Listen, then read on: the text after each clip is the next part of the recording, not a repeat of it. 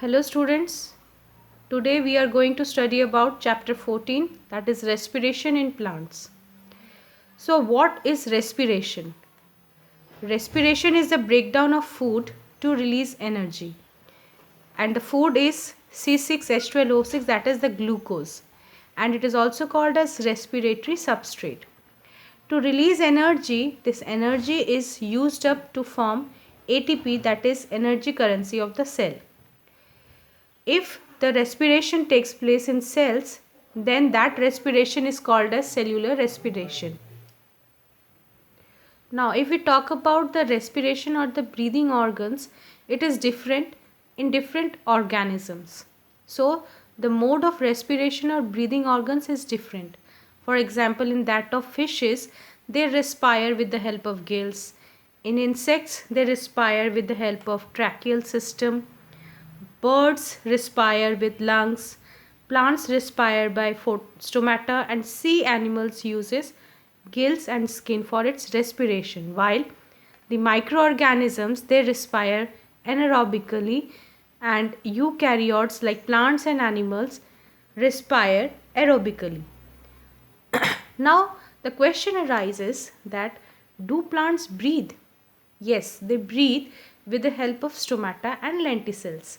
Stomata are the pores that are present in the leaves that helps in exchange of gases, and lenticels are the pores that are present in the stem to help them for the exchange of gases. And each plant part takes care of its own gaseous exchange, like leaves and stems. They both take care of the gaseous exchange in the plants, and plant does not present great demands of gaseous exchange. Like in animals, they present the great demands for a gaseous exchange. The distance that gases must diffuse is also at a great extent, or it is also great to some extent. Thus, the equation for the respiration can be written as C6H12O6 plus O2 gives carbon dioxide, water, and the energy, that is in the form of ATP. With this equation of respiration, we can say that during the process of respiration, oxygen is utilized and carbon dioxide, water, and energy are released as products or the end products. That means the combustion reaction requires oxygen. According to the availability or the requirement of oxygen, the organism can be aerobic or anaerobic. Or aerobic means the organism that can respire in the presence of oxygen, and anaerobic organisms are the organisms that respire in the absence of oxygen, which are further divided into two types, that is facultative anaerobes and obligate anaerobes.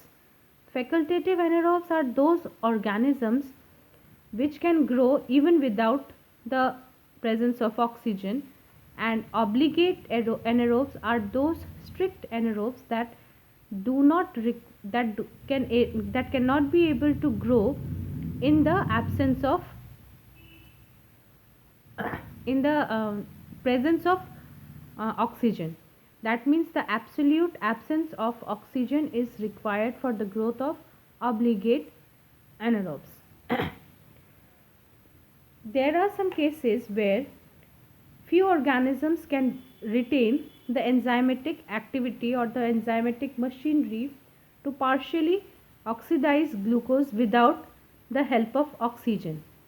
That is in case of facultative or obligate anaerobes, they requires the enzymatic machinery to partially oxidize glucose in the absence of oxygen, and that breakdown of glucose into pyruvic acid is called as glycolysis. Let us talk about the process, that is glycolysis.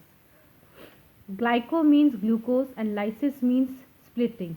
Therefore, the process of glycolysis can be described as the process in which the splitting of glucose occurs is called as glycolysis. And this scheme of glycolysis was given by three scientists, Embebden, Meyerhof and Parnas, and because of this it is also called as EMP pathway. This is this process is generally seen in case of anaerobic organisms, and it occurs in the cytoplasm of the cell and is present in all living organisms. In this process, glucose undergoes partial oxidation to form two molecules of pyruvic acid. In plants, the glucose is derived from sucrose, which is the end product of photosynthesis, or it is present in the form of storage carbohydrate. The sucrose is then converted into glucose and fructose by the enzyme invertase, which then readily enters into the glycolytic pathway. Now let us see the pathway of glycolysis, or the steps that are involved in glycolysis. Now let us consider the steps of glycolysis.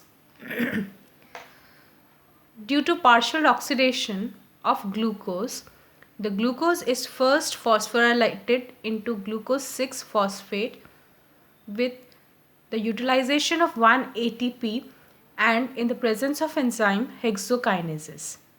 This 6-carbon compound, that is glucose 6-phosphate, then undergoes isomerization in the presence of enzyme isomerase, and 1 ATP is utilized, which results into the formation of fructose 6-phosphate from glucose 6-phosphate.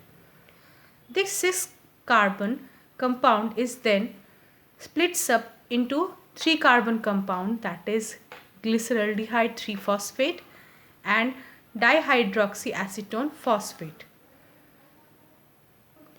This dihydroxyacetone phosphate is then converted to glyceraldehyde 3-phosphate with the release of 1 NADH and as an energy or the energy currency, and this glyceraldehyde is then converted into 1,3-biphosphoglyceric acid, that is 2 molecules of 1,3-biphosphoglyceric acid, because dihydroxyacetone is converted into glyceraldehyde 3-phosphate. Then each molecule of 1,3-biphosphoglyceric acid is converted to 2 molecules of 3-phosphoglyceric acid with the utilization of ADP, that is the phosphorylation occurs by the enzyme diphosphoglycerokinase. 3-phosphoglyceric acid is then converted into 2-phosphoglycerate by the enzyme isomerase, which then excretes out water and results into formation of phosphoenol pyruvate by the enzyme enolases, and with the utilization of 1 ATP and phosphorylation occurs due to pyruvate kinases, this phosphoenol pyruvate is converted to 2 molecules of pyruvic acid, which is the end product of glycolysis, and it helps into the formation of glucose, which is partially oxidized and results into the formation of 2 molecules of pyruvic acid. With this, the glycolysis or the process of glycolysis ends. Let us now consider the fermentation, where there is incomplete oxidation of glucose.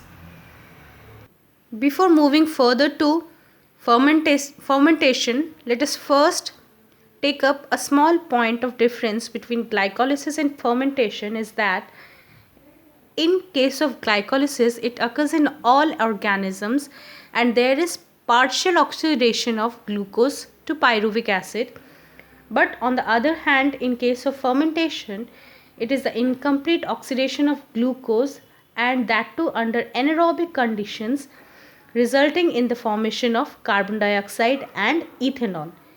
Now we will be studying about fermentation.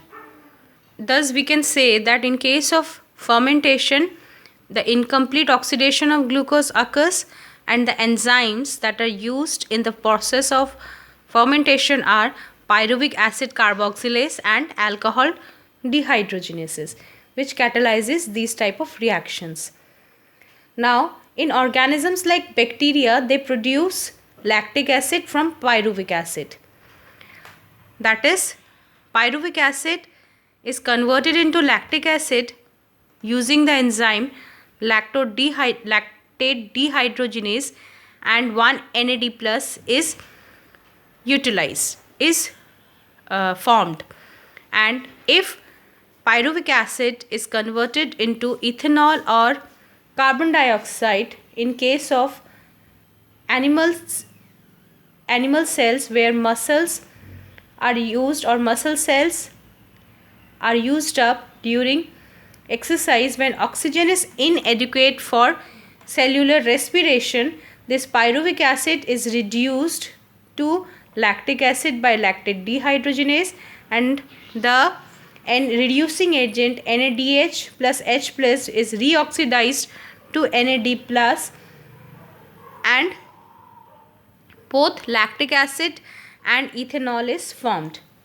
In both the processes, like that of lactic acid fermentation and alcohol fermentation in case of yeast, the much of energy is not released. That is, less than 7% of energy is released. In glucose is released, and not all, it is trapped as a high energy bonds of ATP. As a result, we can say that in case of fermentation, the amount of energy released is very low or negligible. With this, the incomplete and partial oxidation of glucose finishes off.